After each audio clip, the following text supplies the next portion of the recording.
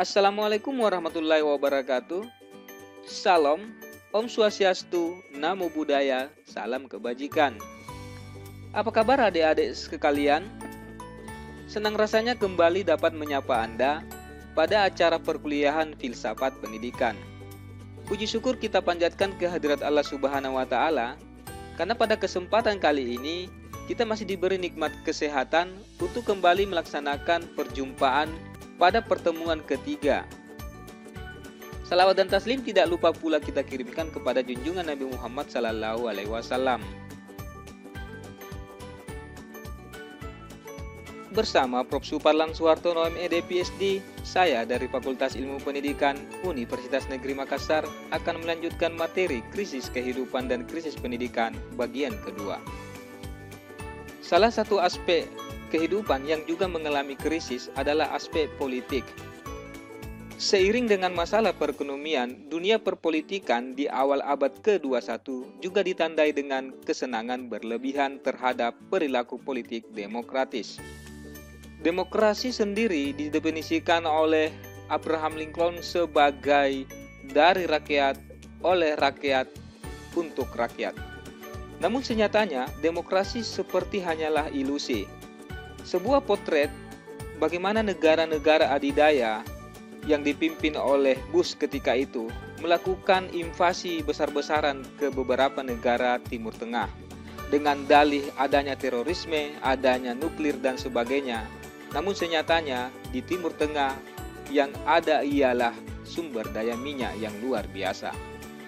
Di beberapa negara berkembang, seiring dengan banyaknya money politik dalam berdemokrasi, dalih hukum asas praduga tak bersalah menjadi kedok bersembunyi para politikus busuk. Lembaga penegak hukum tidak berdaya memberantas korupsi, kolusi, dan sebagainya. Ada apakah di balik fenomena ini semua? Jawaban sederhananya adalah ada materi. Abad ini kelihatannya memang mempunyai ciri khas, yaitu uang. Ekonomi kapitalistik sebenarnya sudah berkembang ketika kekuasaan politik kolonial menindas kemerdekaan bangsa-bangsa di dunia. Indonesia telah dijajah oleh negara kolonial secara fisik 350 tahun. Beberapa pahlawan nasional dalam memperjuangkan kemerdekaan rata-rata mengusir penjajah dengan alasan para kolonial memonopoli perdagangan. Terhadap kekuasaan politik kolonial, bangsa-bangsa terjajah berhasil memperjuangkan kemerdekaan dengan landasan filosofi kesamaan hak setiap bangsa atas kemerdekaan, demokrasi kemanusiaan, demokrasi keadilan, dan sebagainya.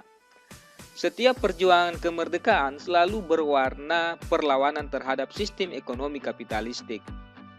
Tetapi ironisnya, setelah merdeka, bangsa-bangsa yang berkembang justru tidak menemukan kemerdekaannya, malah justru terjajah secara ekonomi.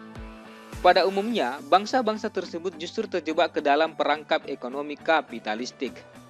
Negara-negara kolonial dengan dalih demokrasi ekonomi mendirikan lembaga-lembaga bantuan keuangan internasional seperti IMF, World Bank, Paris Club, dan sebagainya.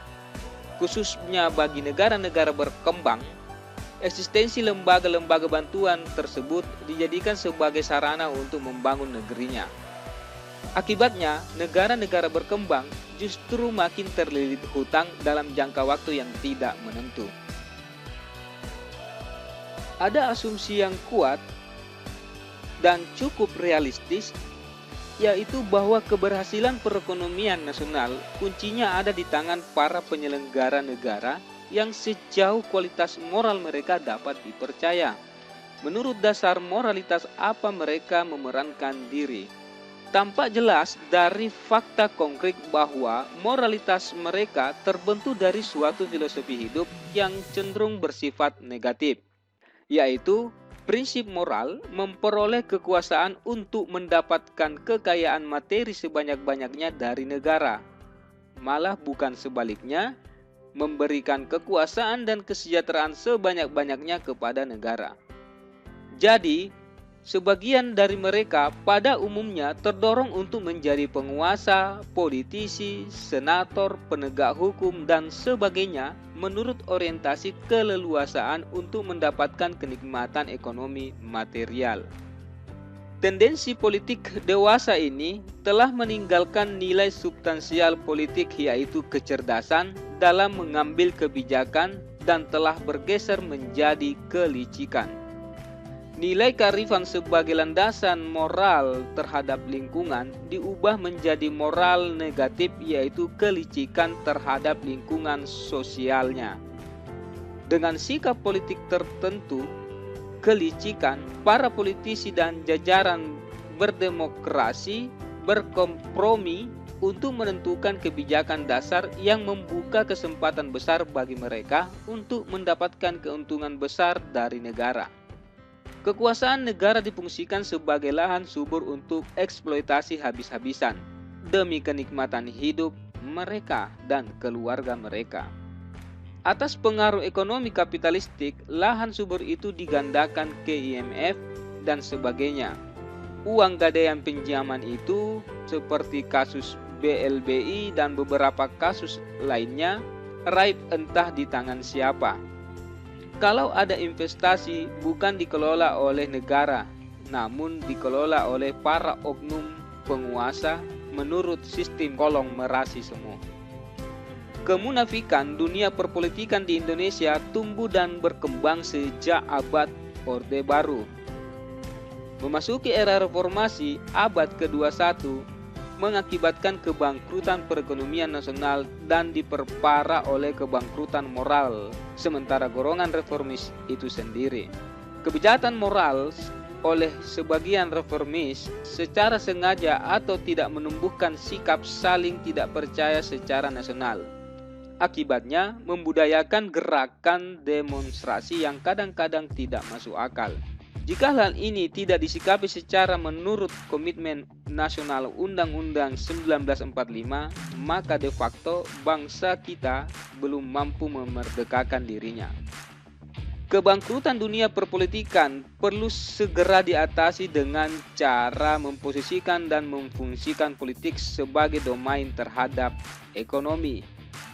Oleh kita sebagai generasi bangsa, perlu untuk tidak berdiam diri melihat keadaan perpolitikan yang ada. Bertolt Brecht, salah seorang penyair dan dermawan Jerman, menyatakan bahwasanya buta politik ialah buta yang terburuk. Buta politik tidak mendengar, tidak berbicara, dan tidak berpartisipasi dalam peristiwa politik. Dia tidak tahu bahwa biaya hidup, harga komoditas, obat, dan makanan semua tergantung pada keputusan politik. Orang yang buta politik begitu bodoh sehingga ia bangga dan membusungkan dadanya mengatakan bahwa ia membenci politik. Si dungu tidak tahu bahwa dari kebodohan politik lahir pelacuran, anak terlantar, politisi busuk, serta rusaknya perusahaan nasional dan multinasional. Itulah sebabnya perlu kita menyadari bahwa krisis kehidupan dari aspek politik perlu untuk kita sikapi sebagai akademisi. Mari kita menata untuk memperbaikinya ke depan. Untuk itu, mutlak perlu dunia perpolitikan dikembalikan ke asas filsafat dengan nilai moralitasnya. Nilai substansial politik adalah kebijaksanaan etis bagi kehidupan bernegara, bukan kekuasaan licik bagi para penyelenggaranya. Sistem politik bukanlah dijiwai oleh moralitas prenanisme, melainkan dijiwai oleh kebijaksanaan demokratis nasional. Dunia perpolitikan Indonesia secara konstitusional jelas dijiwai oleh moral keadilan sosial bagi seluruh rakyat Indonesia, bukan oleh keadilan sosial bagi seluruh pejabat penyelenggara negara. Rekonsiliasi nasional tidak perlu berkiblat kemana-mana, cukup berkiblat pada Pancasila. Sikap saling percaya hanya bisa dibangun kembali melalui Pancasila. Oleh sebab itu, politik tidak cukup dipelajari secara ilmiah, tetapi perlu dipelajari secara seksama nilai-nilai filosofisnya untuk kemudian dididikkan dan dibudidayakan oleh dan kepada siapapun yang berada di dalam komunitas manapun dan kapan saja di seluruh bumi pertiwi ini.